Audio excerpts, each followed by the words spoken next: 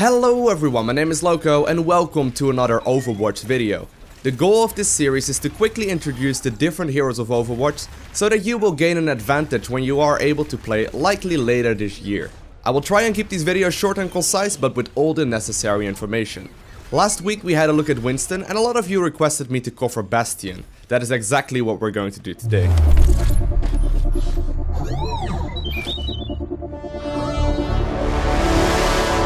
Let me know in the comment section what hero you would like me to cover next week of Overwatch. Before we jump to lore, I want to discuss the abilities and gameplay of Bastion.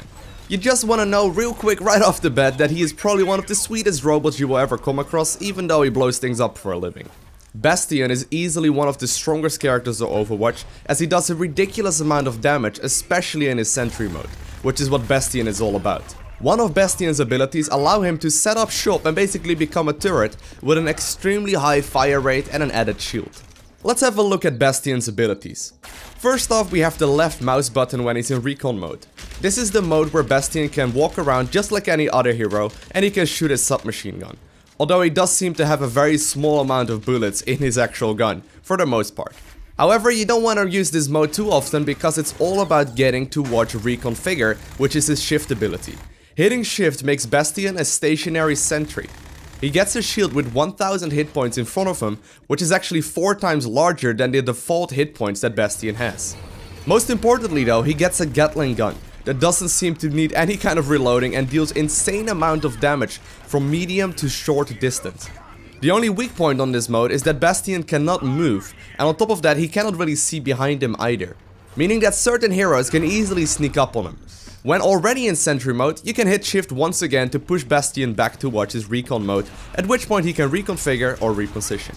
His E ability is called self-repair and this is exactly what it sounds like. This is what makes Bastion so extremely sustainable.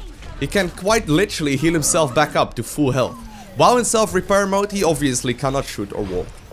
Bastion's ultimate ability configures him into a tank. You can hit the Q ability that will configure him into a tank and that deals ridiculous amounts of damage to enemies nearby. The mode lasts for 10 seconds and can easily wipe out an entire enemy team, so if you see a Bastion in this mode, it's probably best to just run away, at least for the duration. Recon mode is most definitely going to be used mostly to cover the moments between positioning the sentry mode. Because of the low amount of bullets that you have while in Recon mode and also the relatively low amount of damage because of it, it is not going to be great to walk around like this for the most part of the game. You want to try and use the Recon mode as often as possible to basically reposition yourself. And when you are finally positioned properly, activate your sentry mode. Important is to note that Bastion can actually use his ultimate ability, the one that transforms him into a tank, while in the sentry mode. So let's say someone sneaks up on you while you're in sentry mode, you can actually use the Q ability to get out of trouble, obviously if you have it available for you, if you are responding fast enough. Most of the time though, if someone like for example Reaper gets close to you while you're in sentry mode and you cannot hit him because he's slightly, towards your left or right behind you, there is really no way to survive. So it's all about positioning when it comes to playing Bastion. Personally, I am looking forward to playing Bastion a lot. He seems to be really my type of character. You will definitely get rewarded for skillful play and knowing the maps and positions better than your opponents. On top of that, being able to nuke down enemies in turret mode just seems incredibly satisfying, and don't let me even get started on the tank configuration. He just seems very fun to play.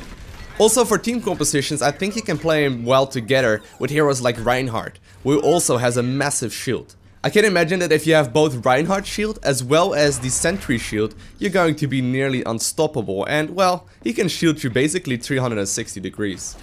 Bastion will usually be found at the back of the team. You don't really want him in front because that's where he's going to be most vulnerable. However, there are going to be certain positions on the map that allow you to be extremely vulnerable. But if you know where your team is positioned and you know where the enemies are positioned, there is definitely a place and time for exactly this.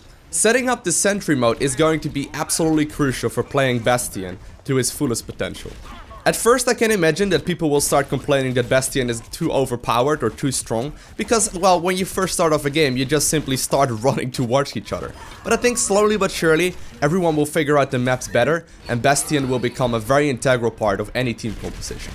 As far as lore goes, Bastion has quite a nice little story. Bastion robots were originally designed by humans to keep the peace in the world, allowing them to quickly configure between tank mode, between recon mode and between cannon mode. However, during the Omnic crisis, the robots were turned against their human makers and formed the bulk of the Omnic's rebel army. Pretty much all of the robots were destroyed after the conflict, however. However, one of them was forgotten for over a decade. Our robot Bastion was damaged and started to lay dormant. He became overgrown with vines and roots and nested upon by small animals.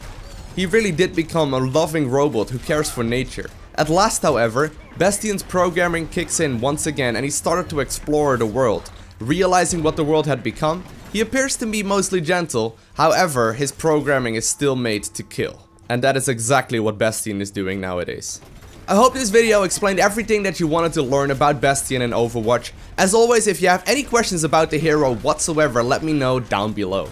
Also, if you have any suggestions for the next hero that I should cover in this series, that would be much appreciated. If you want to see more of these type of videos, make sure you hit the subscribe button down below. And I want to thank you guys all for watching. Have an amazing day. Do not forget to smile. And I will see you in the next one. Victory.